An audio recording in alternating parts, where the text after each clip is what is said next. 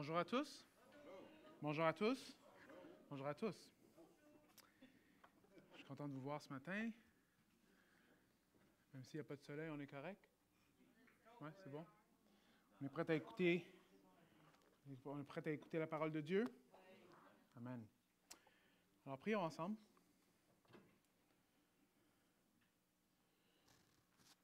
Prions ensemble. Ô Éternel, tendre Père, Seigneur, toi qui as créé les cieux et la terre, toi qui nous montres ton amour, toi qui as envoyé Jésus, afin que chacun d'entre nous, si on se tourne vers lui et on lui fait confiance, on met notre confiance que tu l'as ressuscité des morts, qu'il est mort pour nos péchés. Ô Éternel, on a ce cadeau de la vie éternelle. On a tellement besoin de toi, Seigneur, que quand on y pense, on est manquant. Et Seigneur, on a besoin que tu nous abreuves encore ce matin, que tu nous nourris, que tu nous instruis, que tu nous diriges. Ô Seigneur,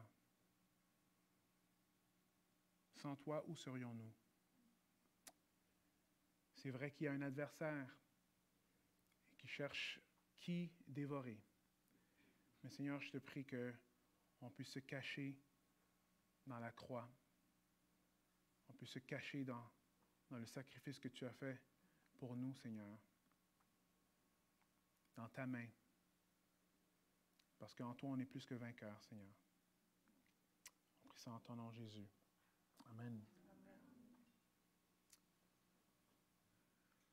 Comment transformer un désaccord en querelle?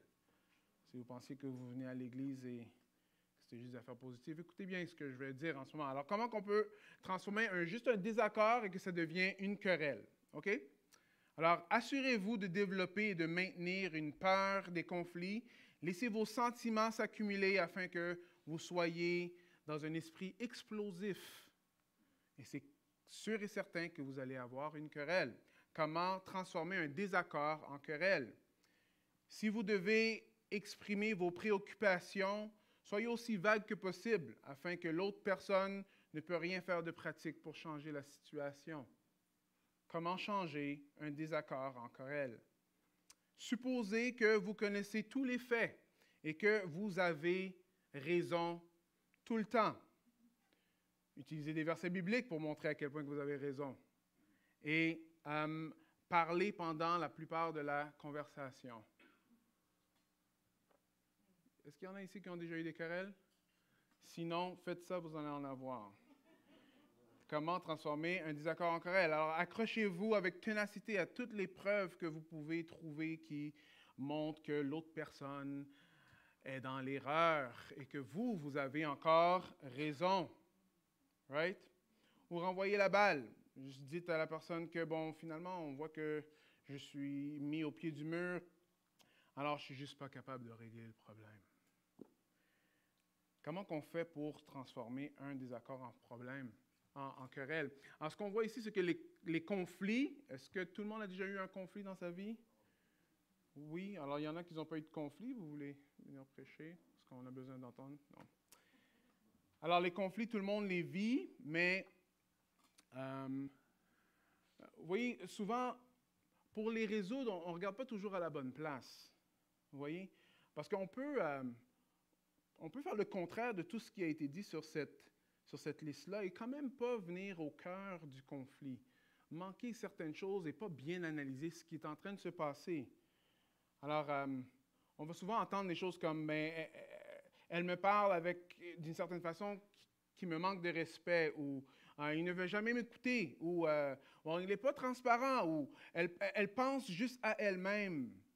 Vous voyez, est-ce que ces choses sont vraies? Bon, peut-être c'est vrai dans votre vie. Et c'est vrai que si on écoute, ça va aller mieux dans notre interaction. Est-ce que c'est vrai qu'il faut montrer du respect à l'autre? La réponse est oui. Faut-il être transparent? La réponse est oui.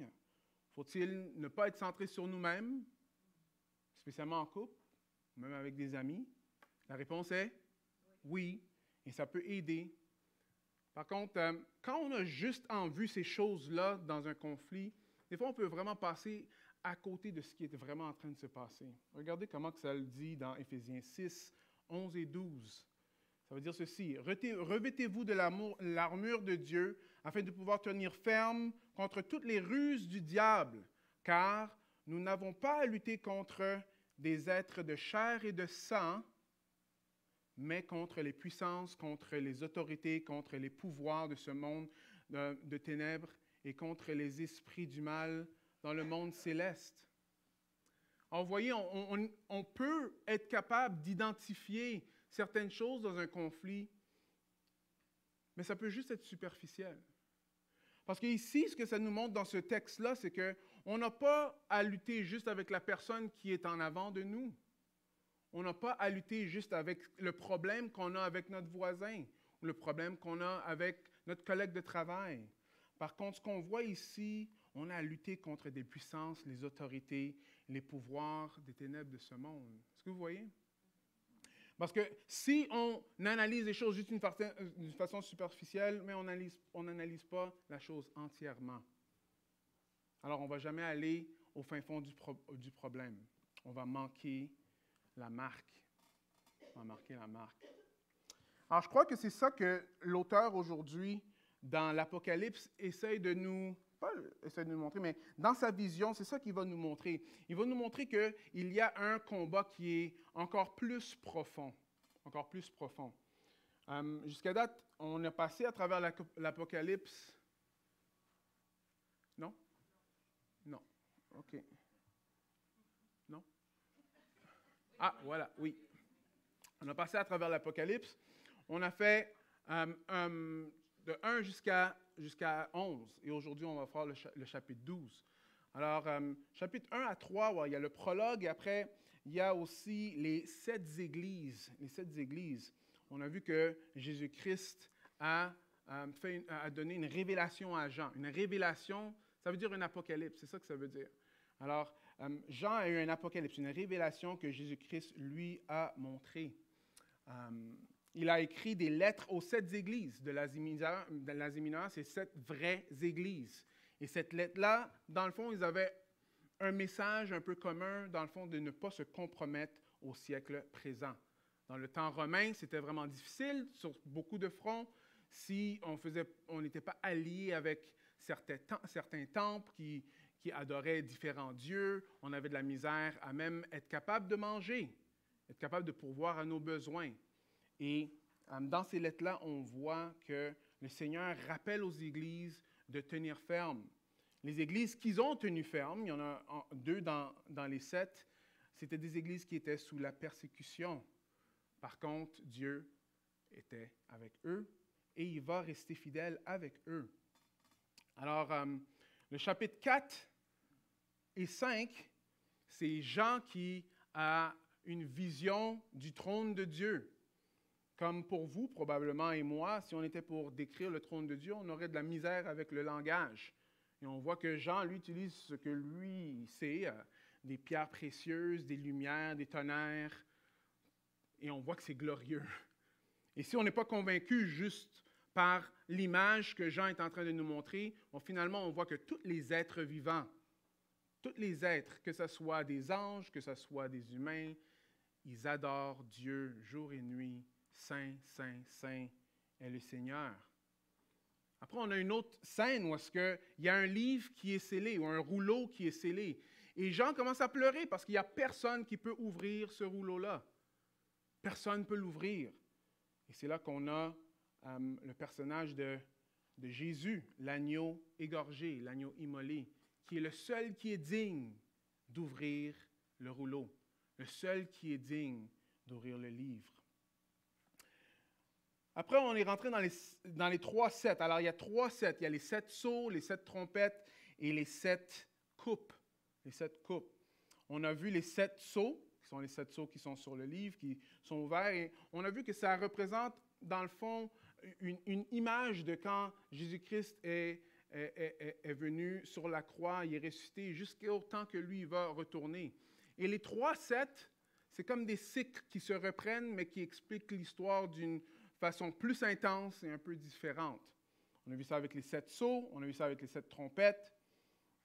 Et juste avant le septième sceau ou la 7e trompette, il y a comme une petite interlude qui rentre encore plus en détail.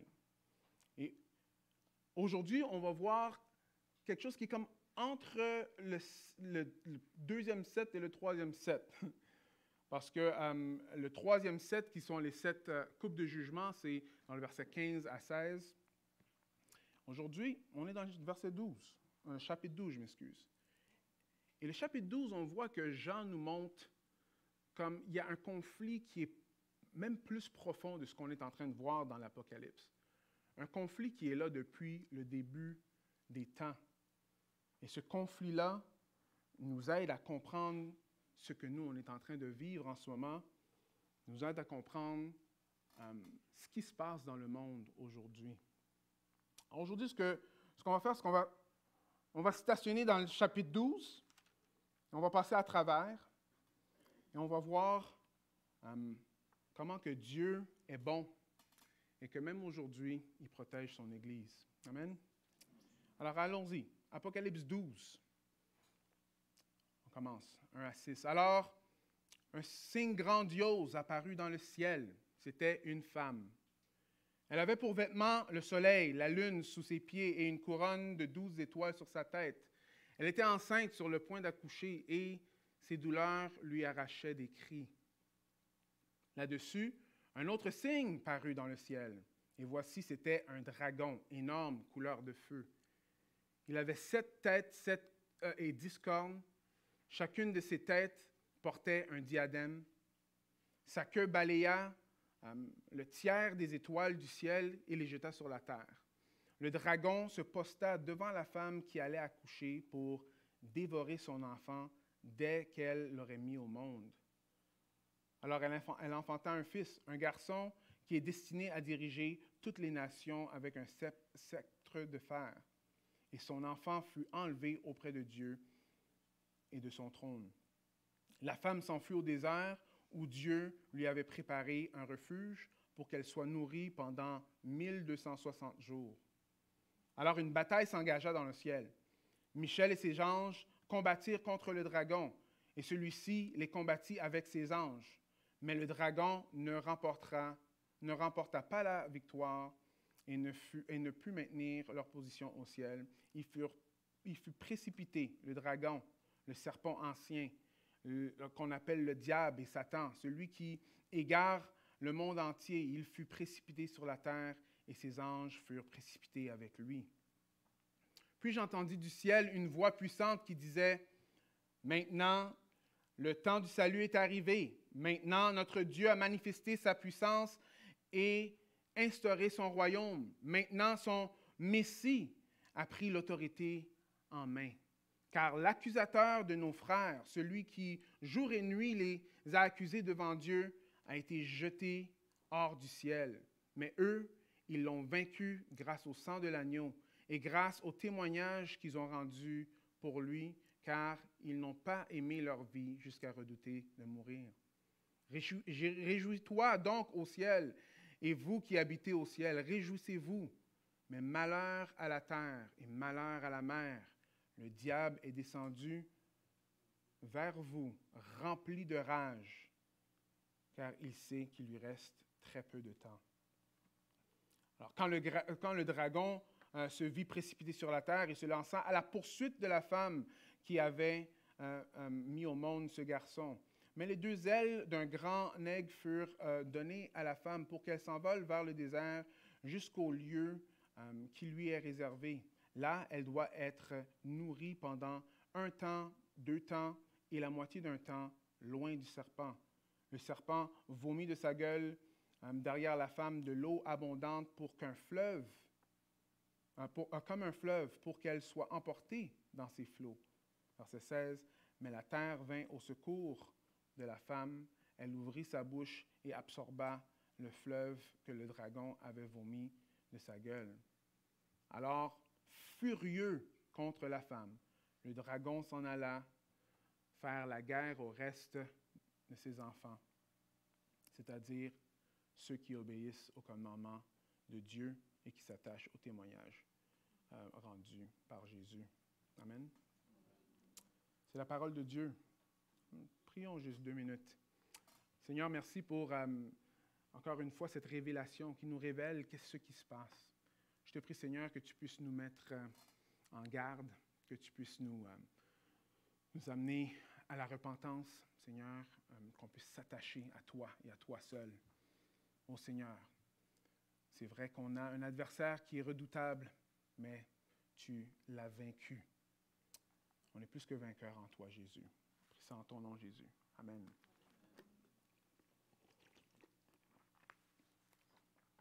Alors ici, qu'est-ce qu'on voit ici? On voit un conflit. On voit un conflit qui se passe. On voit qu'il y a une femme qui enfante un enfant, il y a un dragon qui veut manger l'enfant, que le dragon va après la femme, le dragon va après la postérité de la femme. Il y a un conflit qui se passe. Vous voyez, ce qui est important ici, la première chose que je pense qui est vraiment important, c'est que c'est important que nous, en tant qu'enfants de Dieu, qu'on analyse les choses d'une façon biblique. D'une façon biblique. Parce qu'on est capable d'analyser plusieurs choses dans la société de plusieurs façons. On peut regarder ce qui se passe avec les gouvernements. On voit de plus en plus que les gouvernements prennent des décisions qui s'éloignent de ce que la parole de Dieu nous révèle. Et on peut voir ça et on peut analyser ça d'une façon géopolitique, sociologique, psychologique. Tu sais? On peut dire, mais OK, mais regardez, alors on voit, c'est parce que, c'est telle personne qui est montée au pouvoir. Si c'était ce parti-là, ce ne serait pas ça qui serait passé. Il n'y a pas assez de chrétiens qui sont allés voter, les affaires de même. On peut analyser les choses de plein de différentes façons. On peut voir, mais regardez la psychologie. Alors là, tout est axé sur le moi. Alors, parce que tout est axé sur le moi, alors maintenant, toutes les lois sont axées sur le moi. Alors, c'est pour ça qu'il y a des gros mouvements de moi aussi. C'est une petite blague. Alors, on peut voir vraiment qu'on peut analyser les choses de plein de différentes façons. Mais ici, c'est important parce que l'Apocalypse nous ramène à ce qui est vraiment en train de se passer spirituellement, ce qui est plus profond, ce qui se passe vraiment. Parce que vous voyez, la lutte que tu as de prier ou les tentations constantes qui sont autour de toi ou la paresse qui prend le dessus par-dessus toi, les guerres que tu vois qui sont affreuses, les conflits que tu as peut-être avec ton voisin ou avec tes enfants, avec ton épouse. Toutes ces choses-là ont un fond qui est beaucoup plus profond de ce que nous, on voit simplement à la surface. Et chapitre 12 de l'Apocalypse nous montre qu'il y a quelque chose. Il y a quelque chose de bien plus profond qu'il faut qu'on fasse attention. C'est quoi? C'est que Satan est en guerre contre nous. On est en guerre. Veut pas. Regardez comment que l'auteur va le dire. J'aimerais mettre l'emphase sur le chapitre 12, verset 12, qui va dire ceci. « Réjouis-toi donc au ciel, et vous qui habitez au ciel, réjouissez-vous. Mais malheur à la terre, malheur à la mer, le diable est descendu vers vous, rempli de rage, car il lui reste un peu de temps. » Rempli de rage. Verset 17 va dire ceci. « Alors, furieux contre la femme, le dragon s'en alla faire la guerre au reste de ses enfants, c'est-à-dire ceux qui obéissent au commandement de Dieu et qui s'attachent au témoignage rendu par Jésus. » Nous sommes en guerre.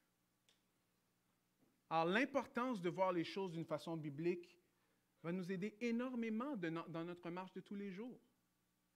Si aujourd'hui, Repentigny et le Québec étaient en guerre là, en ce moment, OK? Alors, dans environ 1h30, quand j'aurai terminé de prêcher, là, il faut que vous retournez chez vous. Mais si on est en guerre, est-ce que vous retournez d'une façon un peu différente? Peut-être votre auto serait un peu différente, peut-être un peu plus blindée, n'est-ce pas? Peut-être on aurait tous des gilets pare-balles, je ne le sais pas. Mais on s'armerait parce qu'on sait qu'on est en guerre, right? Mais chrétien, si tu as des oreilles pour entendre, je prie que tu puisses entendre. Je prie que je puisse entendre. On est en guerre. Et Satan, il est là pour détruire. Il est enragé. Il est furieux contre nous. Alors, de la même façon que tu ne dirais pas à ton ami de genre, « Oh oui, non, tu peux juste sortir dehors, c'est correct. Peut-être une balle va te frapper, mais c'est correct. » Tu ne dirais pas ça, tu lui dis, « Non, fais attention. » Right? Le chapitre 12 nous dit de faire attention parce qu'on est en guerre. Alors, l'importance de voir les choses d'une façon biblique est très, très, très primordiale dans notre marche chrétienne. Parce que souvent, on va vraiment penser que c'est la personne à côté de nous qui est le plus gros problème, quand on ne réalise pas qu'on est en train de se faire attaquer spirituellement. Ou que c'est le mauvais travail ou le travail qu'on a, qu'on n'aime pas, qui est le problème, quand on se fait attaquer spirituellement. Quand finalement, c'est juste de même. Right? Qui est le problème quand on est en train de se faire attaquer spirituellement. Alors, allons voir un peu dans le texte, parce qu'il y a plusieurs images. Et je vais essayer de vous expliquer un peu les images de la façon que je comprends le texte pour nous faire comprendre un peu ce que l'auteur est en train de dire.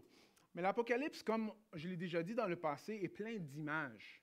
Et on voit que c'est une vision, une révélation que Jean a. Et ces images-là, ils ont des significations. Des fois, les significations sont directement dans le même livre, dans le texte de l'Apocalypse. On peut les trouver dans le texte. D'autres fois, ce n'est pas aussi évident, parce qu'il y en a beaucoup qui font des allusions à des images qui sont dans l'Ancien Testament. Right? Alors, la Bible va nous révéler un peu comment que nous, on va comprendre ce qui est écrit.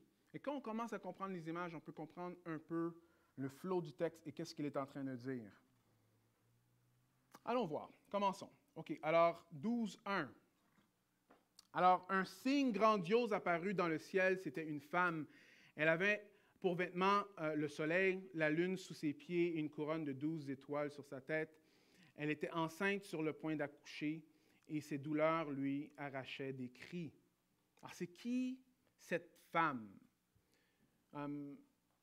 L'Église catholique interprète ça comme la Vierge Marie. Right? C'est comme ça qu'ils voient ça ici. Par contre, quand on regarde un peu ce qui est écrit, c'est un peu difficile à voir que c'est la Vierge Marie. Alors, la femme représente quoi et qui exactement? Est-ce que vous vous rappelez un peu de l'histoire de Joseph, quand il est allé parler à son père, pour dire, dans le fond, papa, tu sais, j'ai un rêve que tu vas t'agenouiller devant moi. Genre, tu sais. Imaginez-vous dire ça à vos parents. Alors, c'est ça qu'il a dit. Il a même allé dire ça à ses frères, tu sais, dans le fond, comme vous allez tous m'adorer. Non, pas m'adorer, mais vous agenouiller devant moi. Alors, mais c'est intéressant parce qu'on va voir que dans cette histoire-là, le soleil et la lune, okay, si vous vous rappelez bien, le soleil représentait son père, la lune, sa mère, et les 12 étoiles, la tribu d'Israël, le peuple de Dieu. Right? Alors, je pense qu'ici, c'est ça que Jean fait référence ici. Il fait référence ici au peuple de Dieu, ou le peuple messianique. Alors, tous ceux qui ont cru que le Messie allait venir et tous ceux qui croient que le Messie est venu. Right? Ça représente l'Église. Ça représente ceux qui croient en Dieu. Ceux qui croient en Dieu. Ça ne peut pas seulement être le peuple d'Israël, parce qu'on peut voir dans 12-17, regardez comment que Jean va parler de ce peuple-là. Il va dire, alors, furieux contre la femme, le dragon s'en alla faire la guerre au reste de ses enfants, c'est-à-dire ceux qui obéissent au commandement de Dieu et qui s'attachent au témoignage de Jésus. Ici, on voit que ce peuple-là est composé de tous ceux qui ont mis leur confiance en Dieu, le peuple de Dieu, le peuple messianique, ceux qui croient en Christ. Qui croient en Christ.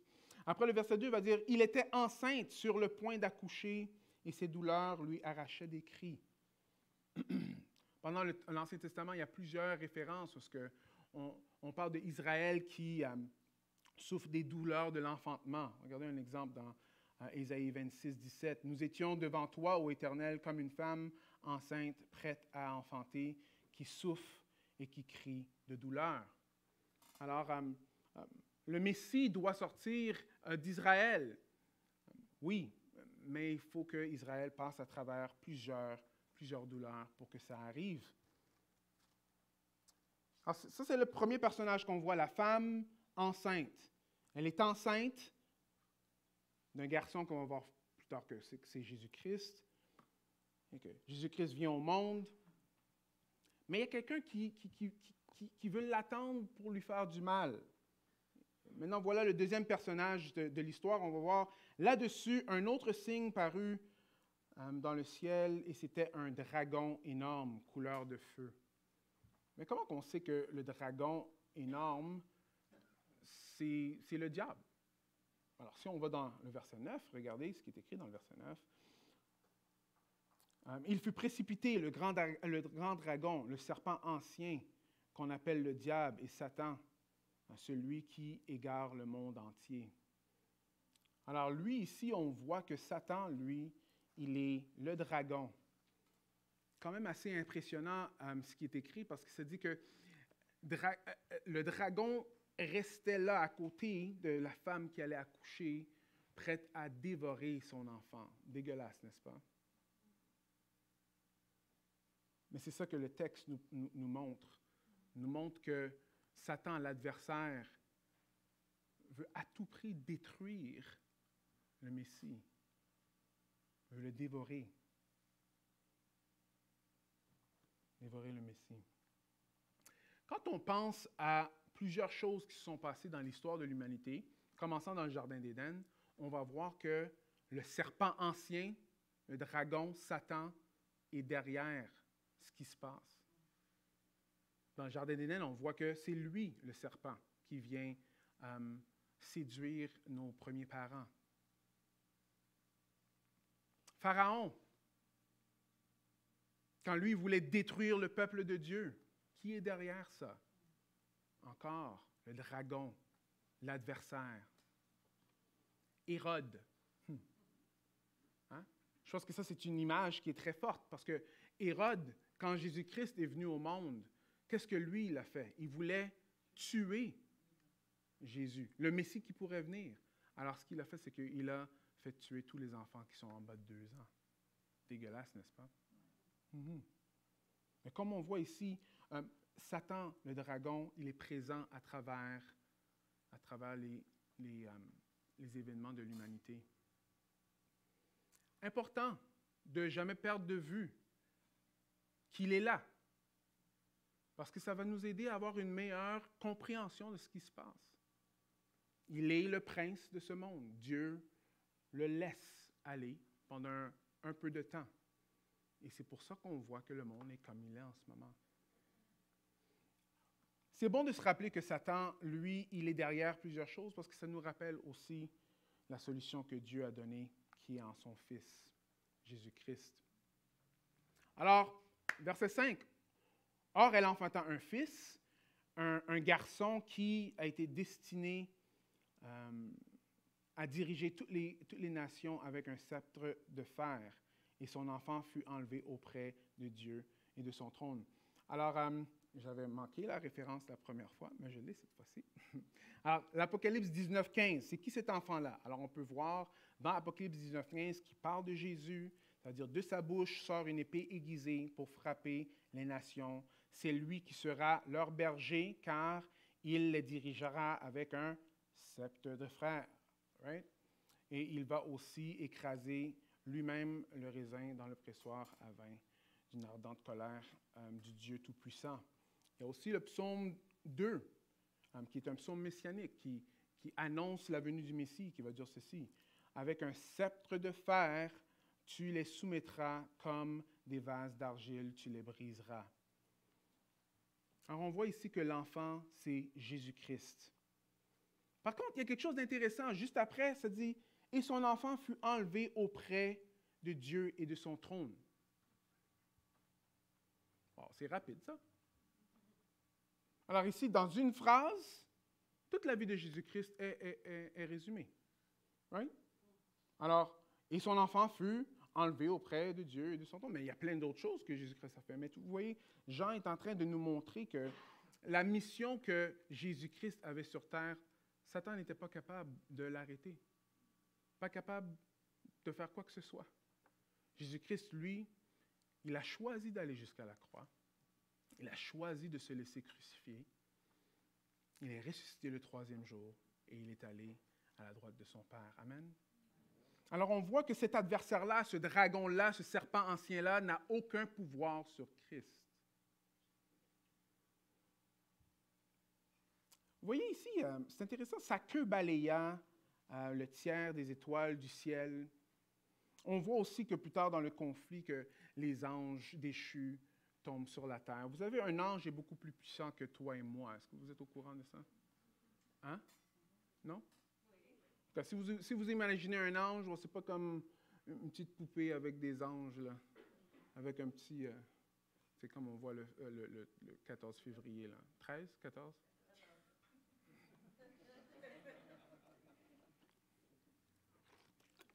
J'ai dit 13 dans ma tête pour ne pas oublier le 14, vous comprenez?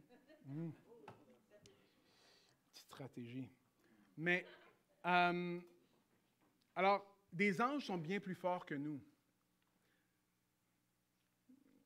Alors, pensez-y, frères et sœurs, parce que si vous êtes tentés, si vous voyez que jour après jour, vos pensées ne sont pas axées sur les choses d'en haut, mais juste les choses d'en bas. Si vous voyez que l'amertume grandit face à des frères et sœurs dans l'Église ou juste autour de vous, si vous voyez vraiment que votre désir de vouloir partager la parole devient de moins en moins présent, contre Satan, nous, on ne va jamais gagner. Par contre, ici, celui qui est né et qui est allé directement à côté du Père, lui est capable de les détruire. C'est pour ça qu'on a besoin d'être attaché et rester attaché à Jésus-Christ. Amen. Deuxième scène. On va passer un peu plus rapidement. On voit alors une bataille s'engagea dans le ciel. Alors Michel, ou Michael, avec ses anges, combattirent contre le dragon, et celui-ci les combattit avec ses anges. Mais le dragon ne remporta pas la victoire et ne put maintenir leur position au ciel. Il fut précipité, le dragon, le serpent ancien, qu'on appelle le diable, Satan, celui qui égare le monde entier. Il fut précipité sur la terre et ses anges furent précipités avec lui. Puis j'ai entendu dans le ciel une voix puissante qui dit ceci. Maintenant, le temps du salut est arrivé. Maintenant, notre Dieu a manifesté sa puissance et a inauguré son règne. Maintenant, son Messie a pris l'autorité en main. Alors, on voit ici qu'il y a une bataille qui se fait entre les anges et les anges déchus, et les anges déchus n'ont plus accès au ciel, plus accès à la présence de Dieu. Est-ce que ça veut dire que, est-ce que ça se passe au début des temps, ou est-ce que ça se passe, tu sais, quand est-ce que ça se passe exactement? Alors, ce qu'on va voir ici, c'est que ce n'est pas le péché original, ce n'est pas comme le mal original.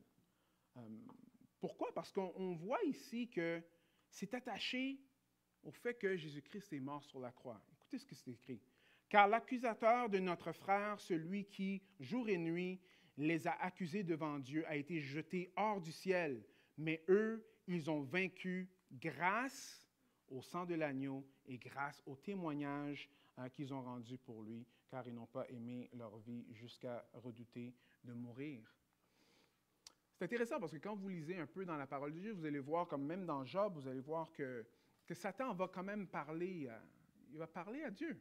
Alors ça dit que Dieu était là avec les autres anges et Satan, il vient parler à Dieu. Et il accuse. Il accuse. Qu'est-ce qu'il accuse? Il accuse qui? Oh, il accuse Job.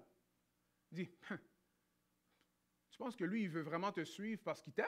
Mais non, c'est parce que tu lui donnes plein d'affaires. Tu sais, c'est l'accusateur. Il est là pour accuser. Toi qui es saint, qu'est-ce que tu fais à avoir des personnes aussi insensées ou malsains comme tes enfants? L'accusateur. Avez-vous déjà entendu cette voix-là? Quoi, tu as péché encore?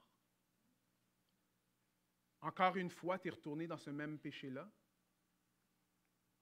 Tu n'es même pas capable de contrôler ta colère. Tu penses vraiment que tu es un enfant de Dieu? Ah, oui. Non, mais c'est sûr. Tu n'es pas un enfant de Dieu. Il ne t'accepterait jamais. Avez-vous déjà entendu cette voix-là? Tu ne te rappelles pas ce que tu as fait? Car l'accusateur de nos frères, celui qui jour et nuit les a accusés devant Dieu, lui, il a été jeté hors du ciel. Voyez, frères et sœurs,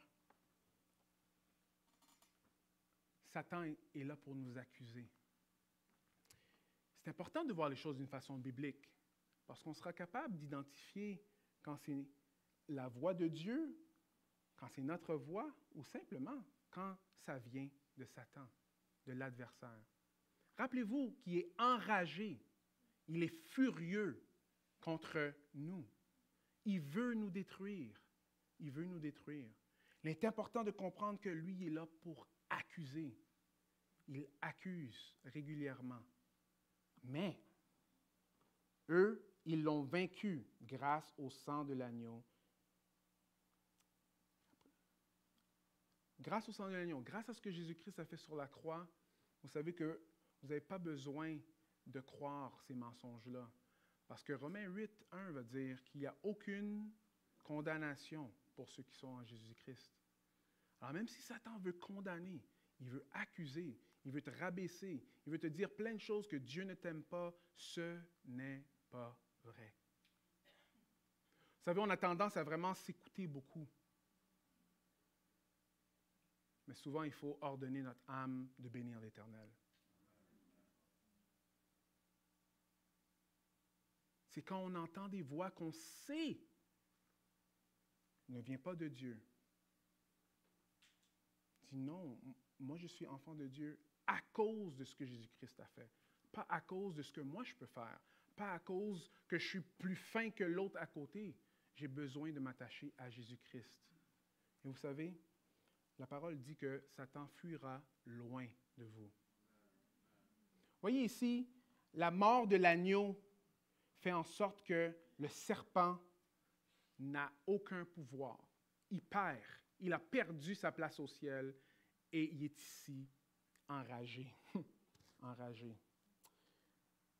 OK, ça avance. C'est correct. Le diable est descendu vers nous, rempli de rage, car il sait qu'il lui reste très peu de temps. Vous savez pourquoi le diable est enragé vers nous? C'est parce qu'il sait qu'il a perdu. Est-ce que vous avez déjà joué à un jeu, que ce soit un jeu de société ou n'importe quel jeu avec quelqu'un, et que c'est clair que vous allez gagner? Oui? Mais la personne va saboter le jeu parce qu'ils savent qu'ils vont perdre. Est-ce que ça vous est déjà arrivé? Bon, nous, chez Les Fontaines, souvent, quand on jouait des jeux, là, quand il y en a un qui réalisait que c'est impossible qu'il va gagner, alors qu'est-ce qui se passe? Alors là, quand on commence à dire « Ah non, je ne veux plus jouer. » Anyway, je suis fatigué. Vous comprenez un peu? Oui. Sur un plan un peu plus sérieux, on voit la Deuxième Guerre mondiale, un exemple assez commun, que quand les forces alliées sont arrivées sur les plages de Normandie, c'était clair qu'ils avaient gagné, là. Mais Hitler le savait aussi. Alors qu'est-ce qu'il a fait? Il a dit, OK, vous avez gagné. Alors là, j'abandonne. Non, c'est pas ça qu'il a fait. Il a ouvert les chambres à gaz et il l'a détruit. Satan est enragé contre nous parce qu'il sait qu'il a un peu de temps. C'est un encouragement pour nous aussi de savoir que c'est juste un peu de temps. Mais rappelez-vous que Satan, il est là parce qu'il sait qu'il a déjà perdu. Alors, il peut rien faire contre l'Église, pour vous dire la vérité. Alors, ce qu'il veut, c'est qu'il veut vous mettre sur le neutre. Il veut que vous ne soyez pas efficace. Il veut que vous ne parlez pas de l'Évangile. Il veut que d'autres personnes ne viennent pas à l'Évangile. S'il est capable de faire ça, il sera vraiment bien content. Est-ce que vous me suivez? Non? Vous n'êtes pas avec moi? Oui. Alors, 13. Quand le dragon se vit précipiter sur la terre, il se lança à la poursuite de la femme qui avait mis au monde le garçon. Mais les deux ailes du grand aigle furent données à la femme pour qu'elle s'envole vers le désert jusqu'au lieu qui lui est réservé. Là, elle doit être nourrie un temps, 2 temps et la moitié d'un temps loin du Seigneur. Alors, 1 temps, 2 temps et la moitié d'un temps et 1260 jours ou 3 ans et demi, c'est toutes des synonymes dans l'Apocalypse. Je n'ai pas le temps d'épacter ça, là, mais comme vous voyez, 3 ans et demi, c'est la moitié de 7. Combien de 7 qu'il y a dans l'Apocalypse? Il y en a plein. Right? Alors, ça représente un peu de temps. Ça représente comme le temps de quand Jésus-Christ, lui, il est ressuscité jusqu'à ce que lui, il va retourner.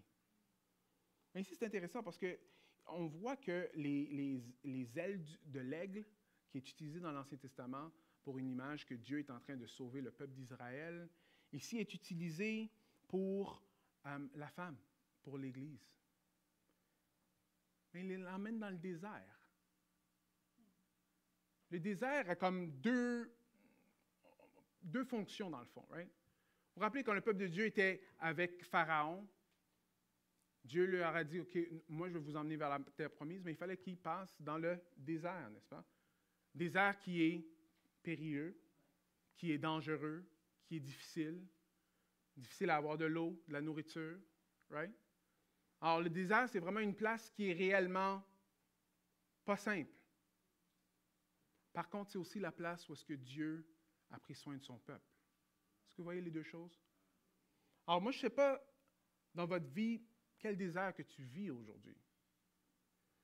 Mais vous voyez, le peuple de Dieu ici, Dieu prend soin de son peuple à travers le désert. Le désert est difficile.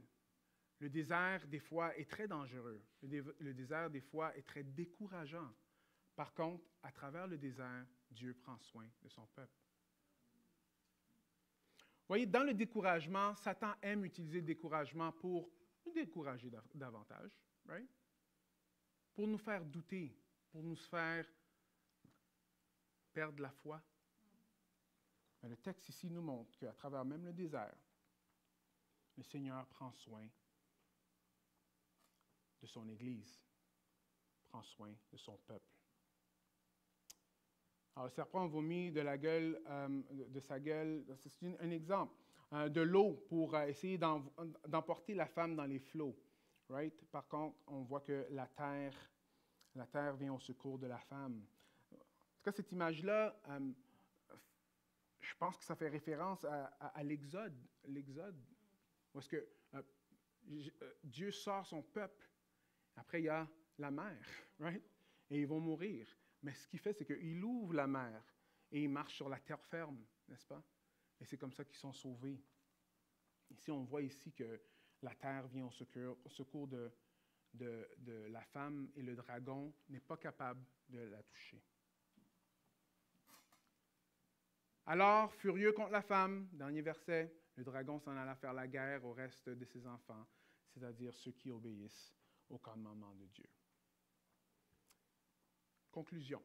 Alors, pour ceux qui se réveillent, c'est bien, je vais faire un petit résumé. Il est important de voir le monde à travers des lunettes bibliques, bien analyser ce qui est en train de se passer. Et une autre chose, c'est que c'est important d'utiliser les armes de Dieu. Dans Éphésiens 6, ça va nous dire de tenir ferme, right? En s'attachant aux œuvres de Dieu, ou de mettre l'armure de Dieu. Est-ce que vous avez déjà entendu ça? Non? OK, c'est dans Éphésiens 6, vous pouvez aller le lire. Sauf que les seules armes qui sont efficaces sont ceux-ci. Les armes qui sont basées sur, premièrement, la mort expiatoire de Jésus-Christ. Vous savez, c'est quand on réalise à quel point que Dieu nous a aimés, c'est quand on reçoit l'amour de Dieu qu'on est capable d'aimer les autres comme Jésus-Christ nous a aimés. Jésus-Christ est mort sur la croix pour nous. Jésus-Christ a pris nos péchés à notre place. Si Dieu était prêt à m'aimer comme ça, à t'aimer comme ça, c'est important d'aimer les autres autour de nous. Parce que vous voyez, des fois, quand on parle de bataille spirituelle, des fois, on va juste garder ça un peu dans les airs, tu sais. C'est comme un peu intangible. Mais Éphésiens, tu sais, ça nous parle vraiment de la relation qu'on a un envers l'autre. Comment aimer notre prochain dans l'Église.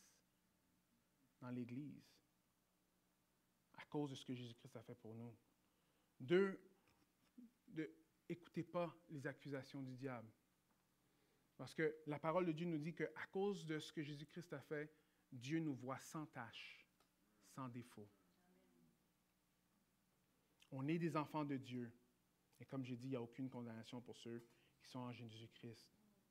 2, les armes doivent être basées sur la proclamation de l'Évangile. La chose que Satan haït le plus, c'est qu'on partage la bonne nouvelle. Pourquoi? Parce que la bonne nouvelle, il y en a d'autres qui vont venir à l'Évangile.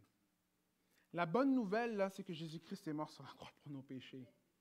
Mais c'est ça qui fait en sorte que le diable et ses anges, ils ont été chassés à cause de ce que Christ a fait sur la croix. Arrêtons jamais de partager la bonne nouvelle.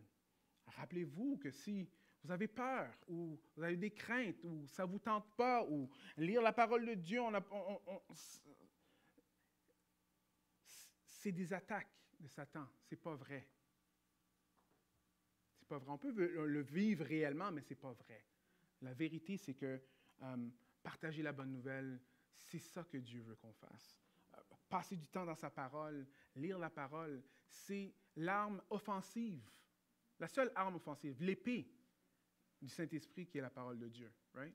C'est la seule arme offensive qu'on a dans Éphésiens, comme ça nous dit dans Éphésiens. Et dernièrement, les armes qui nous donnent le courage de tenir ferme. Écoutez bien. Mais eux, ils ont vaincu grâce au sang de l'agneau, ça c'est 12, 11, et grâce au témoignage qu'ils ont rendu pour lui, car ils n'ont pas aimé leur vie jusqu'à redouter de mourir. Vous voyez, à cause de ce que Jésus-Christ a fait sur la croix pour nous, sachant qu'on est des enfants de Dieu, sachant qu'on a la vie éternelle, on peut ne pas avoir peur de mourir. Les choses dans ce monde ne devraient pas être aussi, comment je pourrais dire, importantes. Notre vie ne devrait pas être aussi importante que d'accomplir la volonté de Dieu. Est-ce que vous voyez? Parce qu'ici, ils l'ont vaincu à cause de ce que Jésus-Christ a fait sur la croix et aussi parce qu'eux, ils ne tenaient pas à 100% de ne pas mourir. Ils étaient même prêts à perdre leur vie pour Christ. Vous savez, ce n'est pas tout le monde ici qui vont être appelés à perdre leur vie pour Christ. Par contre, on est tous appelés à mourir à nous-mêmes chaque jour. Chaque jour. Paul va dire, la mort est un gain. Est un gain pour lui. Alors, juste pour récapituler, à cause de la victoire de l'agneau sur la croix, Dieu protège l'Église contre le diable qui est furieux. On est en guerre. Par contre, ici, on a un refuge. C'est Dieu lui-même, celui qui est mort et ressuscité le 3e jour. Amen. Prions ensemble. Ô Éternel, merci pour ta parole qui nous montre que même à travers le désert, Seigneur, tu as une place pour nous. Seigneur, même dans la guerre, Seigneur, tu es notre bouclier, tu es notre armure. Que Seigneur, c'est vrai qu'on peut vivre des choses extrêmement difficiles dans notre vie, mais que tu ne nous as pas lâchés. Pour quelqu'un qui ne te connaît pas ce matin, si tu te fais tabasser à droite et à gauche, si tu vois que, dans le fond, le péché a juste trop de pouvoir dans ta vie, Jésus-Christ, lui, il a vaincu le péché. Si tu vois que le diable, lui, il gagne tout le temps, Jésus-Christ, lui, il a vaincu le diable. Je prie pour le chrétien qui lutte avec le péché. Continue à lutter. Ô Seigneur, fais-les continuer à lutter. Qu'ils puissent s'attacher à toi parce qu'on a besoin de toi, ô Jésus. Merci Seigneur.